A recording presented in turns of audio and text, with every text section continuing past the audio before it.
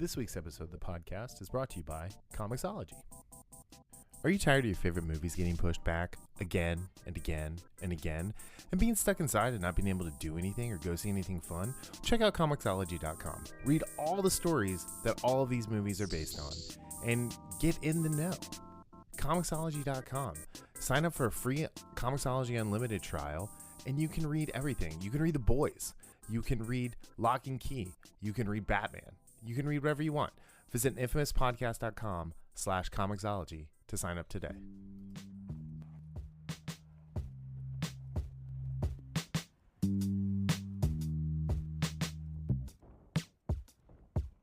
Hey, welcome back to the Infamous Podcast. This is a special bonus episode with me and Daryl. We are talking about The Expanse Season 5, Episodes 2 and 3. Churn, Mother. And Mother. So this one is obviously called Churn Mother, which is a good name for a metal band. Yeah, it really is. Right? Churn Mother. Yeah. Live at the Forum. Sunday. Churn Mother. I was going to do my metal voice, my screaming metal voice, but hold on. Ready? 1, 2, 3, go. Oh my God, that was loud. I took my earphones out. And you know what Churn Mother is another good name for? A monster truck. Yeah. So, I think those can go hand in hand, monster trucks and metal. Yeah. Which Sunday. Churn Mother versus Bigfoot. Be there. I can only actually do that voice right now because I'm still recovering. But yeah. All right. So we'll just get down to it. So we're going to make this short and sweet. We're not no hour and 20-minute episode today. Only an hour and 5. No, not really. Hour and 18. Pachow. All righty. So, Churn Mother. So, one of the things that we're seeing, because one of the sad things that started this season out is, well, not the rock coming towards Earth, but the fact that we have everybody separated. Yeah. So this is going to be that kind of like that really ensemble season, at least the first half, at least. Again, I'm kind of curious to see how the book, this is like based on Nemesis games and the Churn novella. So, which is the best of all of the novella short stories? I will agree with that. So, and again, just edging out the Fred Johnson one, The Butcher. Yeah, and one of the things you mentioned when we first, in the normal podcast, is how Nemesis Games has a lot of action in it, and we're kind of seeing that. We see that here because it starts off with one of my favorite characters that wasn't in the premiere, and that's Camina Drummer. Yeah.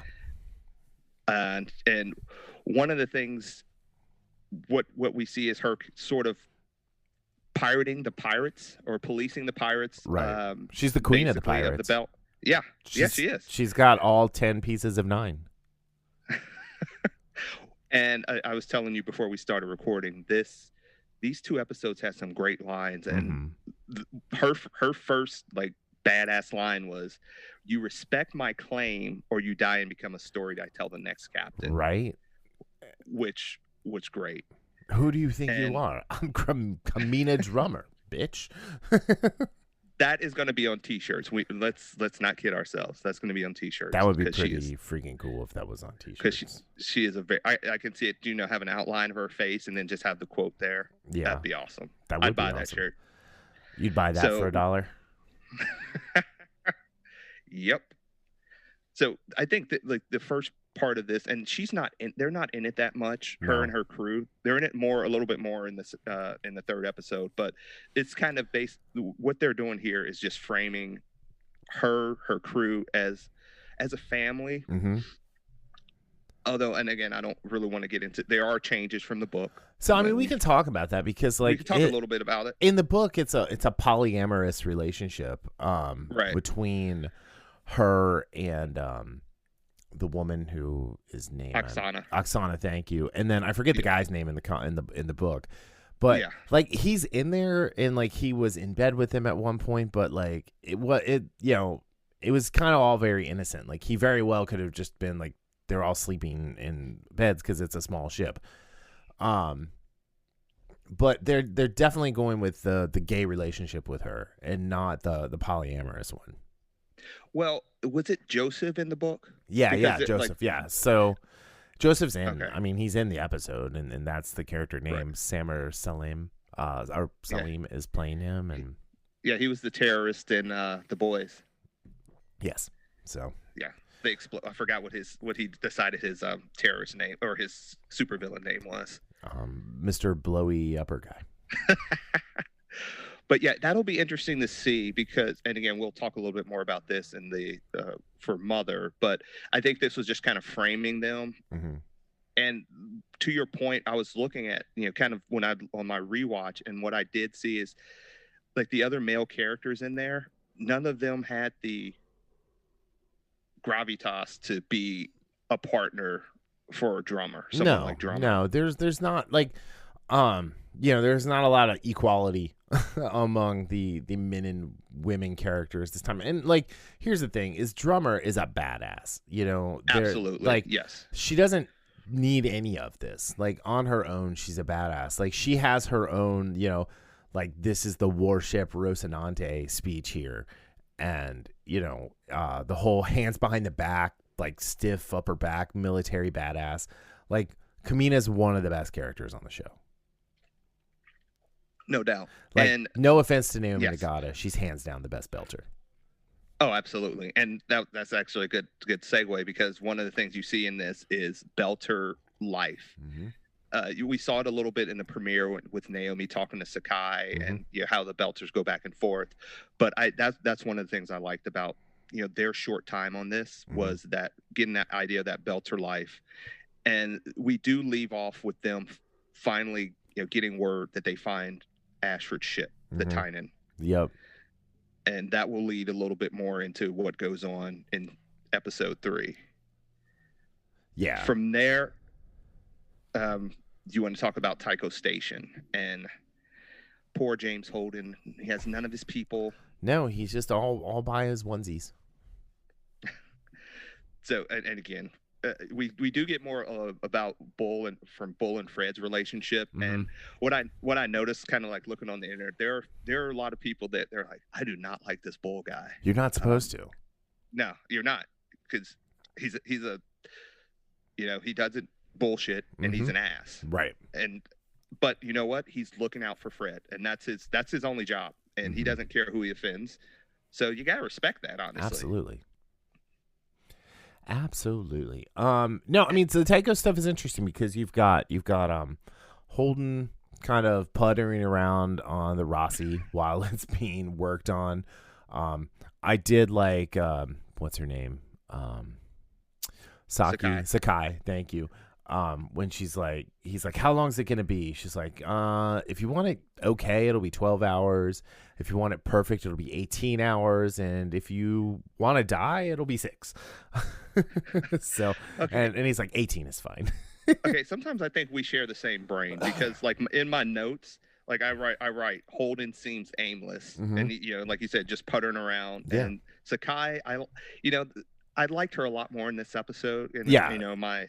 My notes was she's spicy. Mm-hmm. She has that belter lip on her. Yeah. She doesn't take shit, but she's really a nice addition to the cast. Yeah. But she definitely grows on you from that first introduction. She definitely mm-hmm. is a much more well-rounded character, and it makes sense for kind of the amalgam of characters that she is. Yes. Yeah, absolutely. And what you said was interesting about Holden. One of the things I got from when Holden, he's checking his messages, like you said, he doesn't have anything to do. He's kind of ignoring Monica from, episode 1, where mm-hmm. she said, hey, I have proof of protomolecule research. And he sees the message, and she tells him that, I want to show you this proof. And what does Holden do? He initially says, nah, I'm good. We're not going to do this. Right. 5 seconds later, he's like, damn it. I got it, And it reminded me of, again, one of my favorite MCU characters. No, my favorite. Who am I kidding? In Civil War, when Cap tells Tony's like, if I see a situation pointed south, I can't ignore it. And that's pretty much Holden. Yeah, he's just a good man, and he's as much as he doesn't want to get involved, he wants to protect everyone. Yeah, and again, this is not something like he's getting involved in a little ruckus down the street. This is potentially extinction level type stuff. Mm-hmm. So he's pretty. It's not only admirable. It's something that if you're a good person, you would do, even if it does seem overwhelming. Which, right. Let's be honest, Holden. Some of the decisions Holden has had to make over the years has been. I mean, remember when we had a few weeks ago, we were talking about some of the captains, captain versus captain episode. Yeah. And I can't think of another captain that's had more just massive decisions to like on the fly than Holden has. Maybe and, Kirk. Sometimes maybe Kirk. Yeah, maybe Kirk. Yeah. And sometimes he doesn't always make the right call, but he has his frame of mind or his heart is usually in the right. Mm-hmm. Just that doesn't mean he doesn't always have all the information. So sometimes he does act on emotion. The Holden has no chill, as you said. Yeah, he has zero chill. There is no chill in that man at all. Well, and sorry, go ahead. Oh, go. I was about to say he showed that in last episode where he stormed into Fred Johnson's office and he told the guy, "Leave now." Yeah. No, and he goes looking for Monica, or he doesn't go looking. I'm sorry, he goes to see Monica, and he finds out that there has been nefarious events that happened in her room. Yeah, and see, this is one of the things I like that you've read or you've listened to the books sooner, like in a more recent time span than I have, is the fact that I thought she survived, or I thought they were going to get to her. But this is one of the things I love about the show, even though this is based off of source material, they do make changes here and there, and even when they don't make changes, they make the drama and the tension so well done, on this search for Monica, is that I wasn't sure if they were going to make it to her in time. Right. And that's in the next episode. Yeah. So yeah, it's that race against time. And before we move on to, our favorite Martians, again, like I said, these first couple episodes do have some great quotes. Mm-hmm. And when they're looking for Monica and they have her PDA, I don't even know what they're called in the Expanse word. I'm just going to call them PDAs. And he hits the button, and then Fred says, "What did you do?" He's like, "There was a button. I pushed it." And Johnson said, "That's really how you go through life, isn't it?" And he just shrugs. He's just like, well, sure, why not? So and to your point about no chill, and I mean, just think, he's pushing the buttons. Think on Illis. He just moves the route because the investigator tells him so. Right. The same thing in the ring. He puts his hand in there because the investigator tells him so. Right. He sees a blip on the PDA. He pushes a button. Yeah. Yeah. And it worked out because it was her on board camera. Yeah. So, I love Holden, and I'm really loving the intrigue and that partnership that we're having with Holden, Fred, and the ass that is Bull. Which again, I love. I mean, Stephen Strait is the most underrated actor on this show. He brings. He's such a good actor, right? He brings everybody up in every scene, and like he low key carries every single scene that he's in, even the ones with Wes Chatham. Yeah, I agree. And it's funny because I was thinking that scene between Bull and Fred Johnson, I thought it was missing something, even though I love the line. It was missing Holden.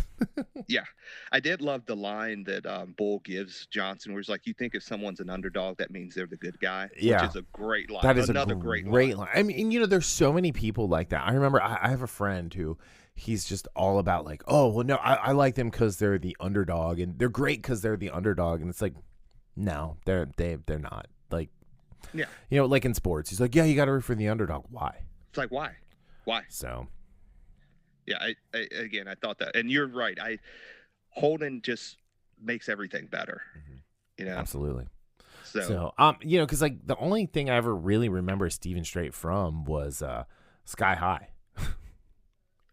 Where he was War and Peace. I know I've seen him in other things, but like the thing I remember him most from was War and Peace and Sky High. Yeah, so the first thing I remember him from was The Covenant, and that was with Sebastian Stan, Taylor Kitsch, Chase. Was it Chase Crawford? I've never seen Covenant. Yeah, they were 4 man witches. You know how I feel about horror. I don't watch a lot of it. Yeah, it was a CW type movie. So fair enough. So, but yeah, let's move on to the Red Planet, to those dusters. And hey, I fly with one of those, and he's never called me a skinny. Yeah, that's a callback from episode 1, but yeah. Yes, yeah. Mr. Alex and Bobbie finally kind of unite, for lack of a better term, in her. Alex and Bobbie investigating Mars, finding the blackmailers. And this was one of the things we talked about when we found out that there was going to be a season 6. Yeah. And Cass Anver wasn't going to be in it. The relationship between Bobbie and Alex in the books, I love it so much because. And it's just as good here. Yes. If not better. Because Frankie Adams and Cass Anvar are both amazing. Yeah. And again, what I said is that, they're 2 Martians whose Mars, whose, dream that they've been living with, that they were raised on, is just gone up in a puff of smoke once the ring gates came out. But I find it interesting not interesting because we know how Alex is. He's that positive soul. Yeah. And unfortunately, Bobbie does a good job showing him that, hey, dude, everything is not sunshine and rainbows. Right. I mean, she said that in the first episode where she said, some things you can't fix, and you're effing stupid for trying. Right. Which, that just kind of dowered his sunny disposition at the time. Yeah.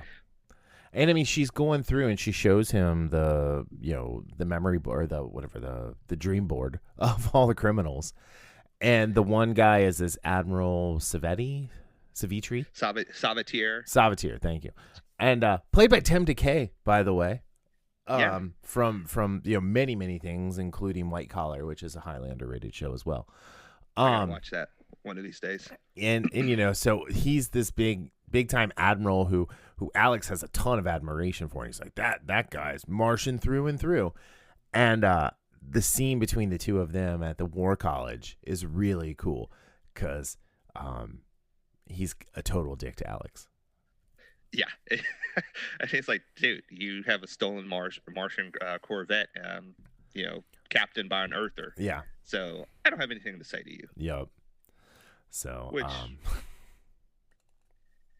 yeah. So, yeah. And again, there's not much. Again, this is one of those kind of broad strokes of painting what we're going to find. And basically what Alex is trying to do is, pull some undercover work, which not his strong suit. We will see how that goes later on.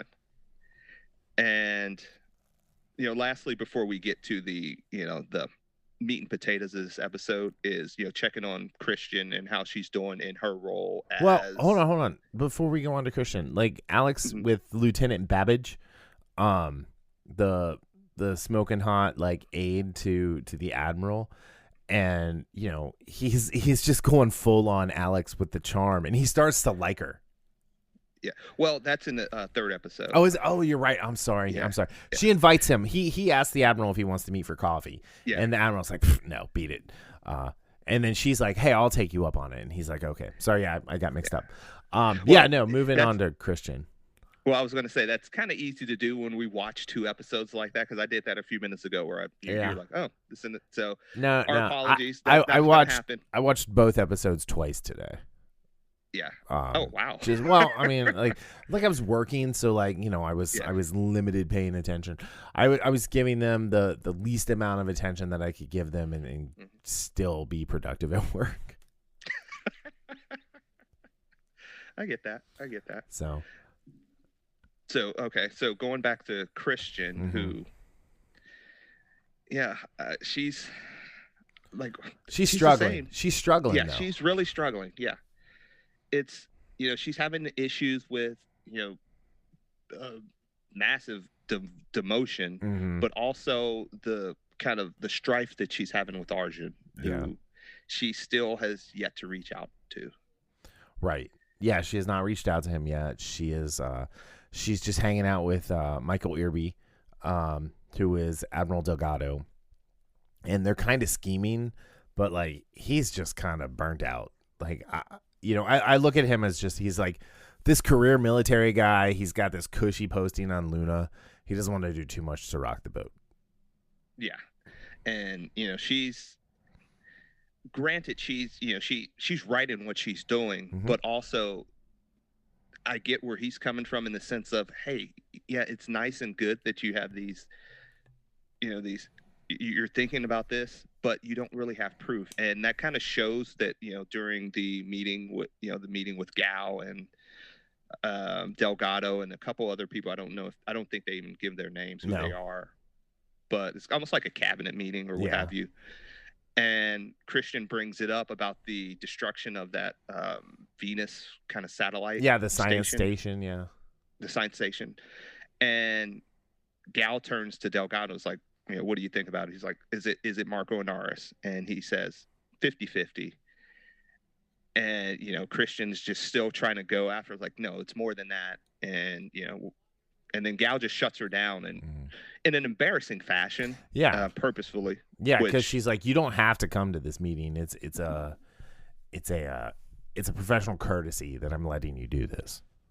Yeah, and it's weird because it's one of those situations where, as someone who is a fan of the character Christian, I have her backing, and Gao is pretty much a dick to her.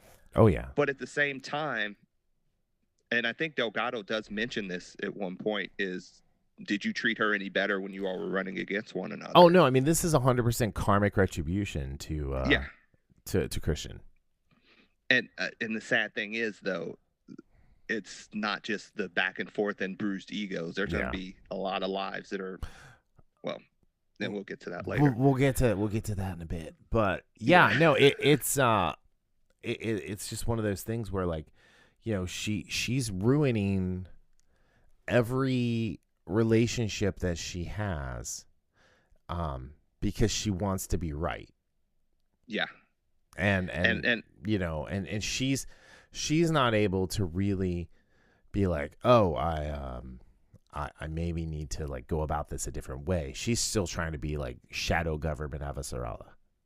Yeah, and again, this shows how kind of like we're simpatico. I have her. She's as the stubborn Iron Lady, and she's not. She's more. She's like you said, shadowy, but she still has that solid, almost unbendable core. Which in some situations that's good, but when you're trying to get things done, sometimes you have to learn how to bend. And she's always been that bull that can just run through stuff. Yes. And now she's finding, now that she doesn't have that power that could, like, from her position as undersecretary to, when she became, the secretary, or I think it was, she doesn't have that. So Queen of Earth, as Amos called her last episode. Yeah. So she doesn't know how to, use a little bit more subterfuge, use a little bit more of the honeyed words, which is just not in her DNA. And we see that again, not just with the political, but with her trying to make amends with Arjun. Yep. And it just kind of sums up her character as a whole. Yep. Absolutely. All right, we're going long. Let's get to Amos. Yes. So I love Amos. Yeah. And I just want to shout out Frankie Faison as Charles. The scene with him and Wes, it's great. He plays up the fear because he knows about Amos or Timothy, as the case may be, and he's afraid Timothy's there to kill him. Yeah. Which is kind of a running theme for this episode with Amos, isn't it? Well, I mean, he has, like, Wes is able to exude that type of, there's just something about him that simmering danger, that simmering violence. Yeah. That's always under the surface with Amos. Right. No matter, how chill he sounds, there's always that undercurrent of violence. And Right. we know why, just because of the life he leads. But, I love that talk he has he actually reaches out to Frankie. Yeah. Where he's like, okay, T sounds nice, where he sees him breaking down about Lydia's death. Yep. And that leads him to his former childhood friend, Erich, who is now I gotta say, when he's trying to figure out how to get to Erich, and I love that scene where he's in the park and he's just watching the drug deals happen, and he finds the guy, and he goes home and he's like, "Want to be friends?" Okay, you don't see a lot of guys like that say, "Please stop hitting me." Yes, right. But I like because he flashes the gun and Amos just takes the gun from him and then beats the shit out of him. And I will say, like, I thought like Theo kind of looked like you a little bit. Like he's got the same kind of hair, and I was like, wow, that's what it would look like if Amos beat the shit out of Daryl. I wouldn't say please stop hitting me though. I would go for a double. No, you'd probably just be crying because I mean he hits hard. So. Yeah. But no, the scenes with Amos and Erich are so far the best scenes of the season. It was legitimately great, and it was right from out of the book. And the kid that they have playing the guy that they have playing Erich is just perfect. Yeah, and I love that, like the back and forth, because again, you were talking about how Frankie was scared when Amos comes to town, or comes to the house. Yeah. Erich is the same way. He has a gun, and he's thinking Amos is there to kill him and take over everything. Yeah, to take his life away. Yeah, and it takes him a couple minutes for it to sink in. Like, it's really just about the house. Yeah, and he's like, no. I mean, like the cool thing. I keep saying Frankie. It's like Charles. Yeah, Charles. I'm sorry. The cool thing is like when Amos walks into Erich's compound, and he's looking around, and they're like, "Are you looking for a way out?" And he's he's just impressed. He's like, I think he's genuinely happy that Erich has like done what he's done. But yeah, so Jacob Mundell is the guy that plays Erich. He hasn't done a whole lot. But he's so Erich is a crippled character, and like Jacob is was born without a left hand, so that's actually like kind of cool that it's not CG. I think he's got like Erich in the book is really feeble. Like he's missing a hand, or he has an underdeveloped hand. He's not missing a hand, but he's got this limp, and Jacob does the limp really well. I will say the one cool thing about Erich in the book was just the confidence that like poured off the page, and Jacob nailed it outright. With just the way he's talking to Amos or Timmy, as the case may be. Yeah, and like we were joking about it before we started recording, is that final line they have, the final dialogue they have with each other, where it's like, because we find out that Amos Burton is the name of, and we meant it, and Monica actually in season 3 said something about it too, that Amos Burton was the name of a big time drug boss. Yeah, of a gangster in Baltimore. Yeah. So, and he says it's a common name. Yeah, not here. So we find out that Amos basically killed a guy, took his name, got off planet, which is great. But also, there's the idea of his false ID, and if Amos gets caught up in anything, it might blow back on Erich. So it's like, I love you, I miss you, but if you come back, I'll put you down. And Amos is just like, he reacts exactly like Amos reacts to everything. Yeah. Good seeing you, Erich. Yeah, good seeing you, Erich. Just rolls off his back. I do like that Erich offers him a drink, and he actually drinks this one. He's like, damn, that's good. And then walks away with the bottle. No, he first walks away, takes 2 steps. Yeah, comes back and gets the bottle. Basically says, I'm taking this without, asking. So, this episode was the heart and soul of finding out who Amos was, who he came with. That's why it's called the Churn. And again, it's one of the better lines: float to the top or sink to the bottom. Yeah, everything else in the middle is Churn. Churn. Yeah. Love that. And that was this has been my favorite episode again so far this season. This is one of my favorite episodes of the series, and it all has to do with this scene in the second third of the episode between Erich and Timmy. Yeah, and I think it was one of those that I didn't appreciate until I watched it the second time, and I actually watched it twice. Like then I rewound it and watched it a little bit more. I just love that play back and forth between those guys, and it's the way Erich is on guard and he's like, you don't have to test me, and then watching him just kind of like watching him get some of that chill that he's trying not to have. Like he's trying to be a guy with no chill. Yeah.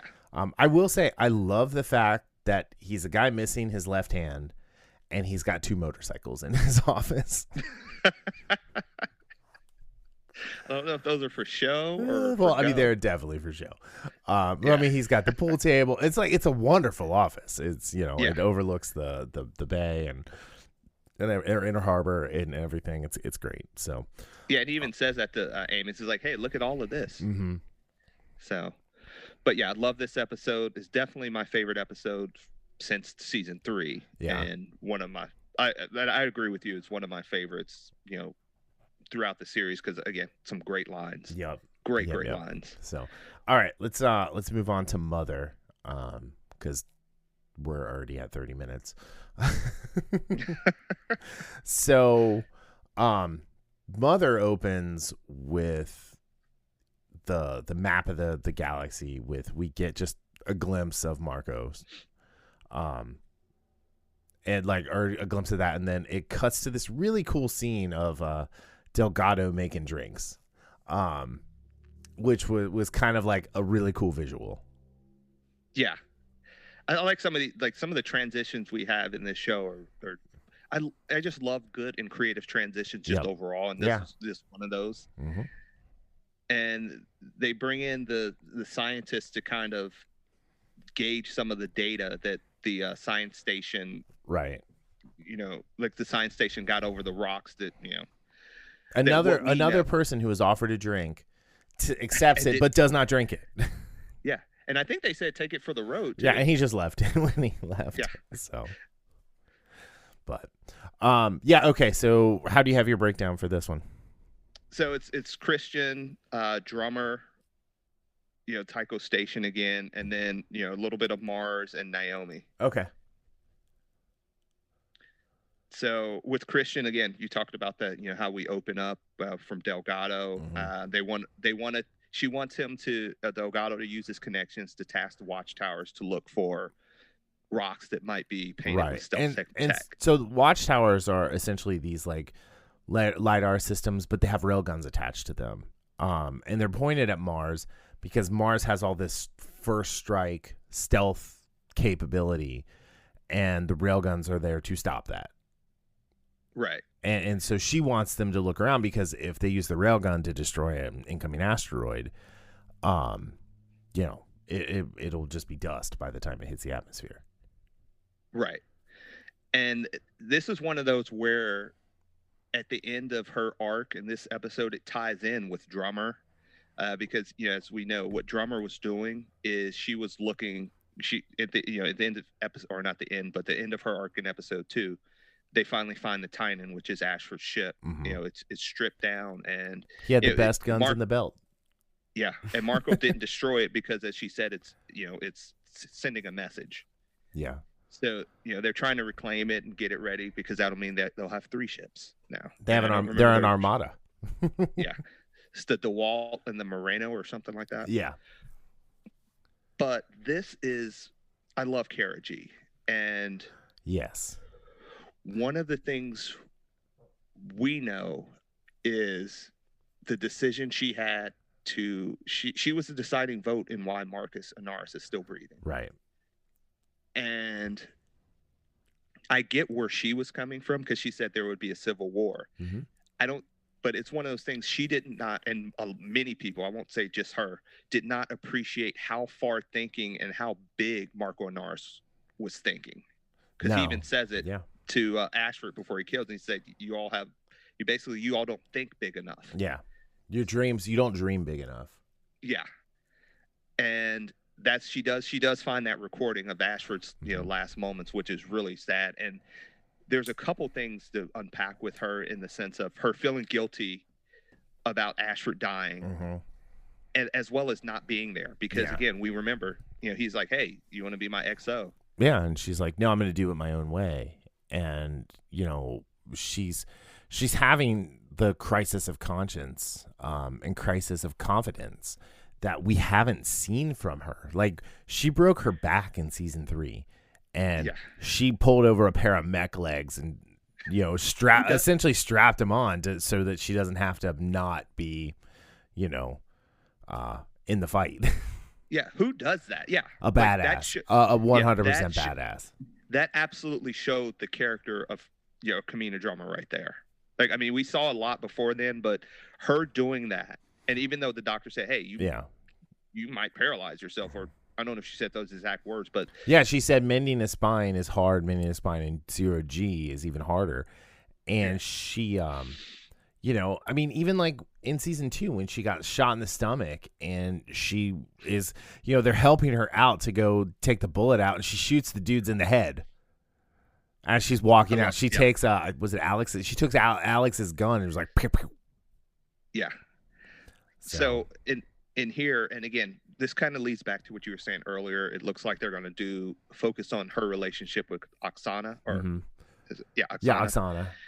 Because it's Oksana, it's her, Oksana, and Joseph in the books, and they're very much this cool like tripod of like of emotion and support and everything, and I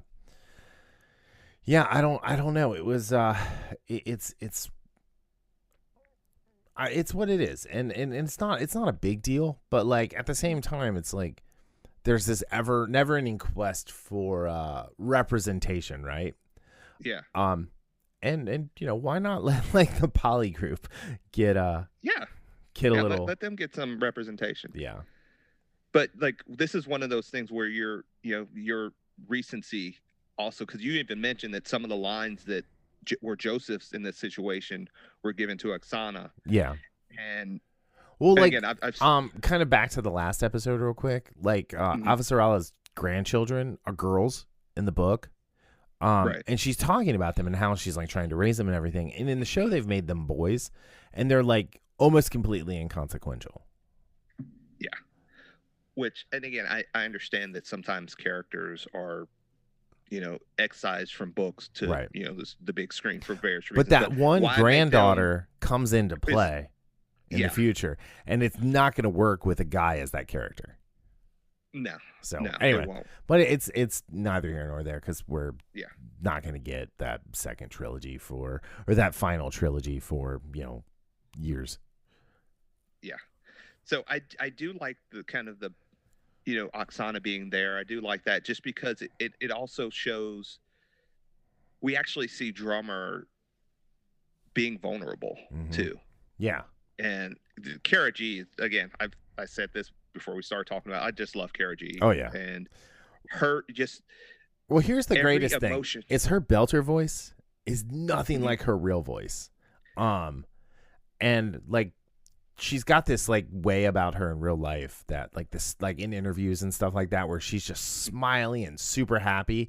And it's like, it's kind of like with Sam Witwer as Maul. It's like, what do you have? What switch in yourself do you have to flip to be this character with like the anger and the hate and the badassery to do that? And then how do you come out of that and not just kind of carry that into your everyday life? Yeah. I think I remember like hearing her voice for the first time outside of the Expanse. Also, I'm just kind of like, I have the episodes going on my tablet like here. I seem to somehow forget the fact that she's naked in this episode. Oh no. Like, yeah. Anyway, I definitely remember that. Yeah. Like they've done some like risky things, but like not like this. So Yeah. Anyway, just by the way, Kara G, good on you for keeping it tight.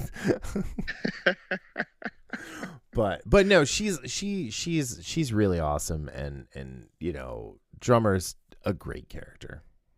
Yeah, and just so we like wrap this part up, one of the important things is that conversation. It gets it gets Drummer to push off the responsibility of searching for Marco, because she wants to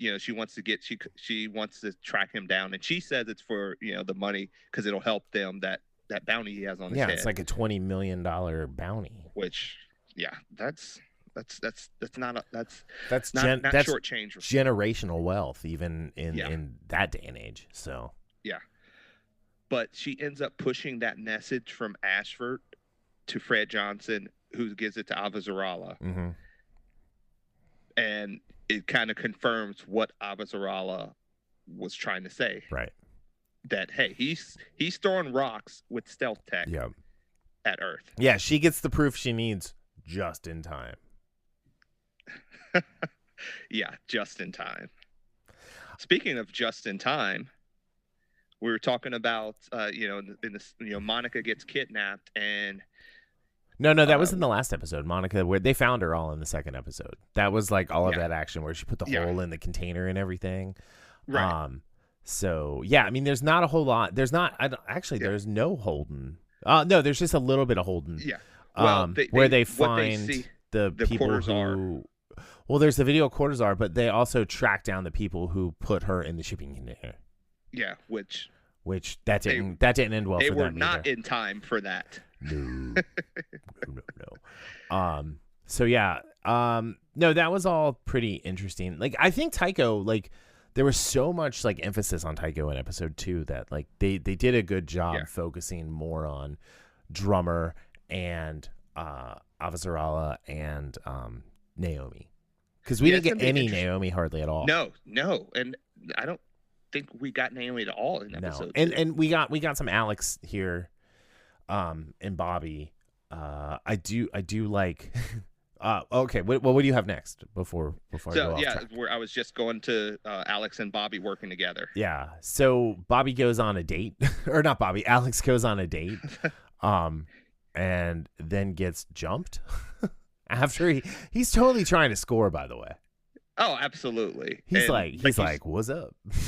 How you? What you said earlier. You said it earlier when that he starts to actually like Babbage. Yeah. Which is not a smart thing. And Alex tends to make these kind of weird moves on people who he shouldn't. Yeah, and it just shows he's just not he's a pilot, okay? He's a pilot, and he is our near and dear heart of the Rocinante, but he's not a spy. He's not an agent of any kind. No, he thinks too much with his heart. Yeah. And and again, Bobbie comes in. We were talking about just in time. Yeah, Bobbie to the rest. Yeah. This episode should have been called Just in Time. And that's not necessarily a good thing with the just in time. Yeah, Bobbie comes in and saves the day after they inject him with some truth serum. And Cass does a great job playing like stoned, I'm telling the truth, Alex. Yeah. I just kind of, he knows his role though. Mm-hmm. You know your role, shut your mouth. Alex knows his role. He knows he's not the fighter of the group. He knows he has Amos, and if Amos and basically and Holden. Yeah, and Bobbie, and now Bobbie. And now Bobbie. So they're finding that they're getting deeper into this conspiracy that Bobbie's running to trying to figure out working. Avasarala is doing a good job, right? In using what she has. She's trying to use Delgado. Mm-hmm. She's using Bobbie, but again, the whole just in time thing is still. Bobbie may have gotten there just in time to save Amos or Alex. Yeah, but as far as getting the proof she needs for Avasarala to have the government react on the most imminent threat. Yeah. Yeah, that's neither here nor there at this point. Yeah. And So. yeah, I don't. And so we can go to Naomi. Let's do Naomi real quick, because she's at Palace Station. She's trying to find Philip. She's talking to her old crewmates who save her from getting jumped by some people because she's famous. Just in time. With Sin and Carol, who has a pretty much big attitude towards Naomi. Well, she's got a huge chip on her shoulder because, absolutely, we'll find out more about that relationship. But like Naomi abandoned these people, and we'll find. I mean, we kind of know why, but we're gonna find out the real reason, like exactly what kind of terrorist Naomi was. So it's gonna be. I think it's gonna be really interesting to see how people react to the news of what Naomi's like crimes were and why she was on the cant. Yeah, and again, to your point, these Belter life is about family and everything. We see that with Drummer and her crew.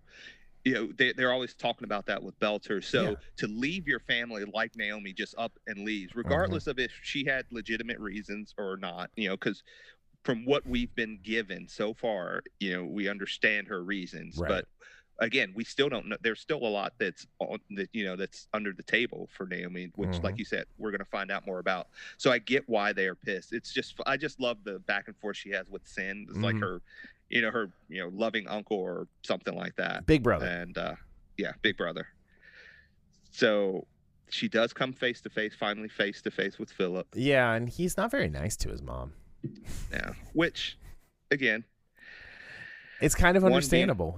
She abandoned him and left him with the worst terrorist in the galaxy. Yeah, I was about to say, even without being raised by a psycho in Marco, she left him. Yeah, she left him, and for all he knows, she never tried. Right. Well, he doesn't know. He doesn't know the story. So yeah. And again, this is it's all she tells him she got the ship for him. He can have it. He can go wherever he wants, and when he gets there, she will give him whatever he needs to survive from a monetary standpoint. Yeah, just to get him away from Marco. Yeah, and I mean, you think a parent came after what 16, 17 years? I think he's like 16 or 17. Yeah. Yeah, and says that to you, like who are you to come in here and. Yeah, who are you to judge me and my dad? Yeah, you're nobody to me. Yeah, you're my biological mother, but you're not my mom. Right. So I get that. Even if he's, even if he's shown to have a propensity for some of Marco's, violence. Terroristic violence. You may have been my first apartment, but you're not my mom. Yeah. So. It's really going to be interesting to see how this develops. And what I'm seeing is, the first two episodes, it seemed like a lot of these arcs were self-contained. And in this episode, some of the stuff like with Christian and Drummer, they're starting to coalesce, coalesce just a little bit. And I'm wondering how it's going to, everything, as episodes go, how these storylines are going to, coalesce more into. We'll find out tomorrow. The overall story. Yes. Wait a minute. Yes, we will. So he stuns her and they kind of take off with her to parts. Well, in the ship, they're gonna take the ship, but yeah. All right, so let's talk about the end of this episode, because as there's this whole level of just like politicking going on and wanting to move the watchtowers, you just see this like streak go in between two of them. Yes. And like it's literally a blink and you miss it. And it is a stealth asteroid, the rest of the stealth asteroid. And then there's a dude just out there feeding fish. With his fish goggles. With fish goggles, like so he could see like the dolphins or whatever swimming in the ocean. He's having a good old time, just like, throwing stuff in. I don't know if he's like studying them or just he likes them. It's called the Fish Finder 5000, which is great. So he's looking at some Atlantic mackerel. It's got all the information on the HUD, and he kind of turns around and then there's this kind of big flash of light.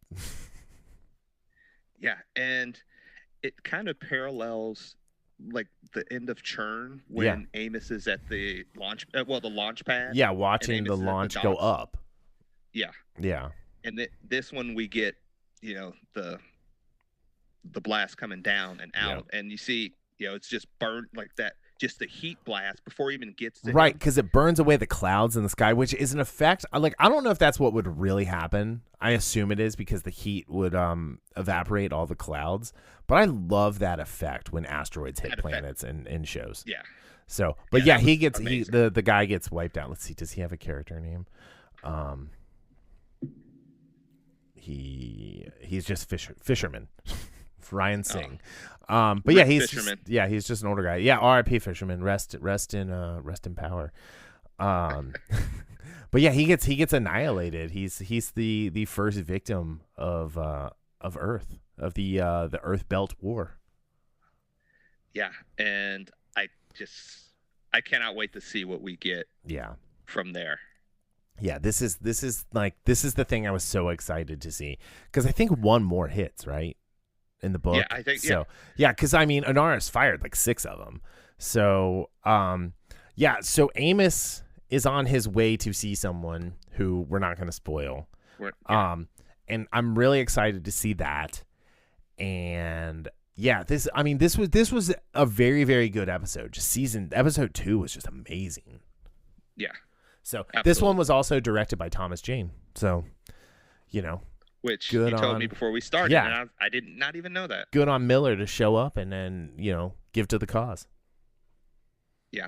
And I can't wait to see what this season has in store for us. Yep. All right. I think that's good. I think we're in a good spot. So on that note, we will see you guys later this week with episode 4 and some news and some other stuff. Merry Christmas, because we won't be back until after Christmas to talk to you guys. So if that's what you celebrate, awesome. Have a great one. Hopefully Santa left you all sorts of fun stuff under the tree. What if I said I wanted a stealth rock? I would say I think you'll shoot your eye out. All right. On that note, we'll talk to you guys later. Bye. All right. See ya.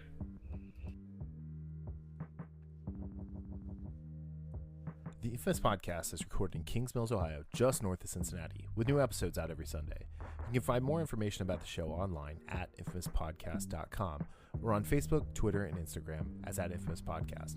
You can subscribe to the show on Apple Podcasts, Spotify, Google Play, iHeartRadio, or your favorite podcatching app.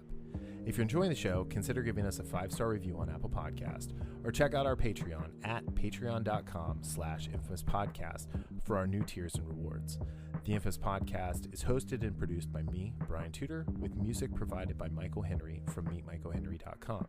You can find me on social media on Facebook, Twitter, and Instagram as @BrianTudor.